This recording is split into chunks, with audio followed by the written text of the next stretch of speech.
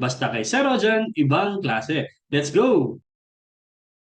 Okay, welcome ulit sa ating klase. Sa video na to, pag-uusapan natin ang Article 1226. This article na to, dinidiscuss ang tungkol sa obligation with the penal clause. Ano nga pa ibig sabihin ng obligation with the penal clause at anong iba't ibang kinds ng penal clause na meron tayo? Pwede ba bang dagdagan kapag meron ng penal clause? Ano nga ba? Ready ka na? Sige, start tayo. Let's go! Ayan, sige, basahin muna natin. Article 1226. In obligations with the penal clause, the penalty shall substitute the indemnity for damages and the payment of interest in case of non-compliance, if there is no stipulation to the contrary. Nevertheless, damages shall be paid if the obligor refuses to pay the penalty or is guilty of fraud in the fulfillment of the obligation. So itong Article 1226, dito ina-introduce yung huling klase ng obligation na meron tayo, ano? Ang tawag natin dito, obligation with the penal clause. So continuation pa rin ito ng different kinds of obligation. So siya ay obligation with the penal clause. Obligation with a penal clause. Yan. So tungkol dyan sa Article 1226. So ano nga bang ibig sabihin ng obligation with the penal clause? Basically, ano siya eh, dinadagdagan niya yung parusa kung sakaling hindi nagkaroon ng compliance si obligor sa kanyang obligation. Although meron naman tayong mga iba't ibang grounds for damages, kagaya ng paghalimbawa ay nagkaroon ng delay, nagkaroon ng negligence, pero itong obligation with penal clause, nagpo-provide siya ng greater liability in case of non-compliance. So, yun na nga kapag nagkaroon ng breach of obligation. So, greater liability in case of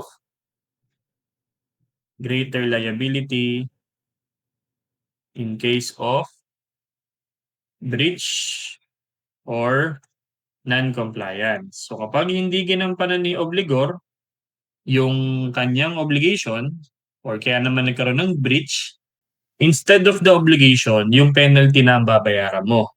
So, para kasi siyang accessory. Ito kasing penal clause or penal clause, isa siyang accessory dun sa principal. Accessory obligation. Tapos itong ating obligation mismo, yun yung principal kung ano yung mismong napagkasunduan ninyo. Therefore, hindi pwedeng mag-exist ang penal clause pag walang obligation kayo napagkasunduan. Basically, it is dependent on the existence of the principal. Okay, so that's the definition of the accessory obligation. So dependent siya sa ating principal. Pag walang principal, di walang accessory. Kagaya ng halimbawa, susi, tapos sasakyan. O aanin mo yung susi kung wala kang sasakyan. O helmet pag wala kang motor. So mga accessory yon. Kumbaga, ito, pag wala yung obligation natin, balewala din yung penal clause kasi wala siyang pinag-a-attachan, kumbaga. Yan. So again, ang accessory obligation ay naka-attach siya sa principal obligation in order to complete the same or mag-take place in case of breach. Okay? So doon papasok nga yung accessory. Pero si principal, kaya niya mag-exist kahit walang accessory. Okay? So hindi siya dependent. It can stand on its own, si principal obligation. Pero si accessory, again, dependent siya sa principal. Another one, let's say sa contract of mortgage. Okay? Si contract of mortgage, accessory obligation siya. Saan? Pwedeng sa contract of loan or sa obligation of indebtedness. Pag hindi, halimbawa, pag hindi nabayaran or pwedeng ma-foreclose yung mortgage na yan. Okay?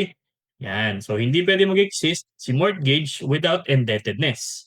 Kasi si indebtedness, yun yung principal obligation. Okay? Ayan. So, para saan? What's the purpose again? So, sabi nga natin, ang penal clause or penalty clause, naka-attach siya sa principal obligation na ang purpose niya ay mag-provide ng additional liability. Kumbaga parang dagdag ngipin. Okay? So, pinipilit or pinupush si debtor na gawin talaga niya yung obligation without delay, tsaka faithfully. So, the purpose is to push the debtor or the obligor to push the obligor to perform without delay and faithfully. Yan. Para mapilitan or matakot si debtor na kapag hindi niya ginawa yung kanyang obligation, magsa-suffer siya ng tinatawag nating fixed civil penalty na hindi na kailangang patunayan ng damages. Kasi ang damages kasi kailangan mong patunayan na merong negligence, na merong fraud, na merong delay, na merong contravention of tenor, na merong mistake, for example. Pero kapag may penalty clause yan, hindi na kailangan ng pruweba para mapatunayang nag-suffer ka, si obligee or si creditor, dahil dun sa delay. So, kasi may agreement na yan eh. Yan. So, without the need, yan. So, dagdag natin dito ha. Without the need of proving damages. Yan. So, hindi na kailangan dito patunayan. So again, pinipilit si debtor na gampanan yung obligation faithfully and without delay within the period na napagkasunduan, or else magsasuffer si debtor obligor ng fixed civil penalty without need of proving the damages of the other party. Yan. So ito mahalaga to. Okay, hindi mo nagampanan, damages ka. Yan. Kaya sinasabi sa Article 1226, substitute siya. Okay, the penalty shall substitute the indemnity for damages. Yan. So, yun na yung babayaran. Hindi kailangan patunayan. Pero kailangan nakasaad siya doon sa obligation. So, yun yung parang exception doon, ano? Although hindi kailangan patunayang may damages, pero exception doon, kailangan na specifically nakaset forth yan, specifically set forth in the obligation. Otherwise, hindi ka pwedeng maningil ng penalty kasi nga hindi siya nakasaad dun sa napagkasunduan ninyo, dun sa una pa lang. So halimbawa, nangungupahan ka ng isang commercial space.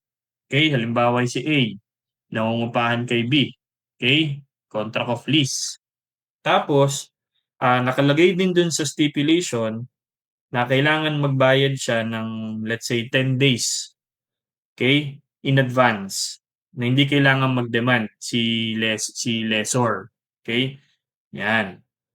So pag hindi siya nakabayad, so magbabayad siya ng penalty of 1,000 in case of failure to pay on time. Yan. Again, napagkasunduan nila na magbabayad siya ng 5 days, ng 10 days in advance, na hindi kailangan mag-demand. Tapos kapag hindi nakabayad within 10 days, edi penalty siya ng 1,000. Okay? So pag hindi nakabayad dun sa ano, edi penalty. Okay? Yan. So again, in addition nito dun sa obligation ha. Yan. Hindi siya in lieu. Hindi siya in exchange for the obligation. Kumbaga, hindi ko na lang gagampanan. Yun na lang babayaran ko. Yan. Hindi ganoon. This is in addition dun sa obligation syempre. So again, ang penalty, ang role niya ay in lieu or in substitute of the indemnity for damages. Kasi nga ang damages kailangan mo siyang patunayan, pero ito yung penalty hindi na kailangan. So in other words, only the penalty may be demanded. Kasi general rule, kapag ang obligation is with the penal clause, the penalty shall take place of the damages and the payment of interest in case of non-compliance. Ibig sabihin, ang ide-demand mo na lang ay di yung penalty. Okay? So para siyang reparation of damages cost. So ang purpose niya or ang rule niya is for the reparation of damages. Yan. So ano-ano nga bang iba't ibang klase ng penal clause? So kinds of penal clause tayo.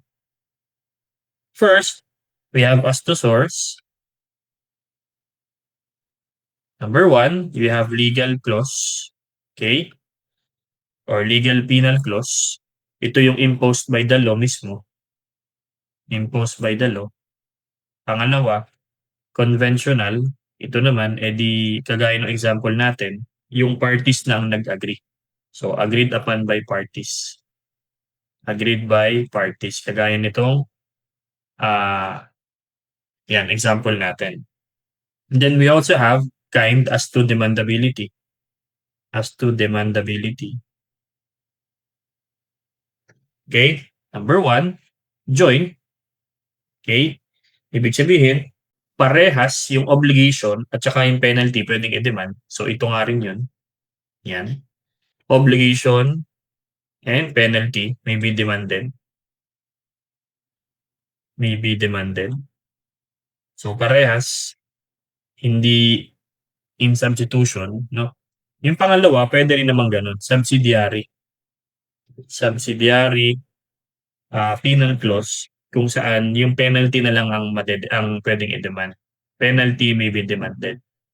Halimbawa, pag hindi na ma-recover yung obligation or kaya naman yun na lang talaga yung gustong i-recover ng ni injured party, yung penalty na lang. So subsidiary penal clause ang tawag natin doon.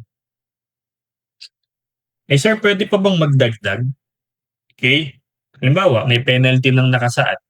Pwede pa bang mag-demand ng damages at saka interest bukod dun sa penalty? So yun, pwede yun when damages and interest may be demanded in addition or aside from the penalty. Aside from penalty. So, kailan nga ba pwedeng mag-demand ng damages tsaka interest bukod pa dun sa penalty nakuha na niya? Pwede yon. Una, kapag may stipulation.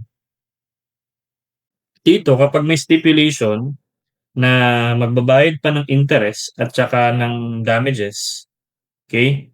Aside from the penalty na ang dahilan ay dahil nagkaroon nga ng delay or non-compliance, basta hindi siya contrary to law, morals, good customs, or public policy yung ating lamog sipa. So provided that not contrary to lamog sipa. Yan. So pwede naman daw. For as long as yung amount na nakastipulate ay hindi unconscionable, kasi contrary to morals din yun, okay? Hindi siya contrary to public policy, hindi siya contrary to morals, si court isusustain niya yung amount na napagkasunduan kasi yung obligation arising from contract, sabi nga, have the force of law between the parties at dapat nilang gampanan in good faith. Okay? So, pwede yun. Kapag napagkasunduan, basta hindi siya contrary or labag sa lamog sipa. Pangalawa, pag ayaw bayarin ni debtor yung penalty naka-stipulate. When debtor refuses to pay the penalty. Pag ayaw bayaran ni debtor yung penalty na pagkasunduan, even though na napagkasunduan yun, yan, pwedeng maningil pa si creditor ng damages at saka interest. Pangatlo, kapag si debtor is guilty of fraud. Yan. Debtor is guilty of fraud. So pag napatunayan na si debtor ay may kalokohan o nanloko, sinadya niyang manloko nung ginampanan niya yung obligation, okay? Guilty siya of fraud, edi liable siya sa damages tsaka sa interest bukod pa dun sa penalty kailangan niyang bayaran. Bakit? Kasi anyway, sabi nga doon sa 1171 nating lecture, any waiver of an action to enforce liability for future fraud ay void. Kasi contrary siya sa public policy. Ayan. So, itong penalty, in addition, para siyang tumatayong liquidating damages. Okay? So, one of the function ng penalty or ng penal clause ay para maging siyang liquidating damages. Okay? Yan. So, liquidating damages. Okay? So, yun. Dito nagtatapos yung discussion natin tungkol sa Article 1226. Tinutukoy dito ang tungkol sa obligation with the penal clause. Para saan nga ba siya? Anong purpose niya? So, ang purpose niya is para mapilitan or mabigyan ng mas malaking liability si obligor in case meron siyang planong manloko or hindi niya balak tuparin. So, para ma-push si obligor na i-perform yung kanyang obligation without delay and faithfully. Pero dapat nakasaad yan sa obligation, sa agreement ng dalawa. Kasi ang role ng penal clause ay parang maging mag-substitution sa indemnification for damages and payment of interest. Okay? Kasi si damages, kailangan mo pang patunayan na mayroong damages talagang makukuha si creditor. Ito, hindi na. Without the need of proving damages, penal clause or penal clause can be kumbaga demanded. Okay? Pero again, dapat siya ay nakasaad dun sa napagkasunduan nila dati. Okay? So ano nga bang iba't ibang klase ng penal clause? So meron tayong as a source, legal, imposed by the law, conventional, agreed by parties. And then we also have as a demandability, joint. Kumbaga, pag sinabing joint penal clause, yung obligation tsaka yung penalty, pwedeng i-demand. Pag subsidiary penal clause, yung penalty lang. Pero pwede pa bang maningil ng iba pang damages tsaka interest bukod pa dun sa penalty? Yes. General rule natin, yes. Basta siya yung naka-stipulate, no? Pero yun nga lang dapat hindi kahit na naka-stipulate, bawal namang labag pa rin siya sa lamog sipa. Okay? Pangalawa, kapag ayaw bayarin ni debtor yung kanyang penalty, okay, na nakasaad. At pangatlo, guilty siya of fraud. Okay? So, pag fraud kasi medyo mas mabigat dapat ang parusa diyan. So, yun. I hope meron akong dagdag na bagong learning na magagamit din sa inyong mga klase. Kung medyo may kalituhan ka, ulitin mo yung lecture natin, I'm sure makukuha mo rin yan. Yan lang yung sinasabi sa inyo. Mag-aaral kayo mabuti, mag-ingat palagi at laging tatandaan, ibang klase ka. Bye-bye!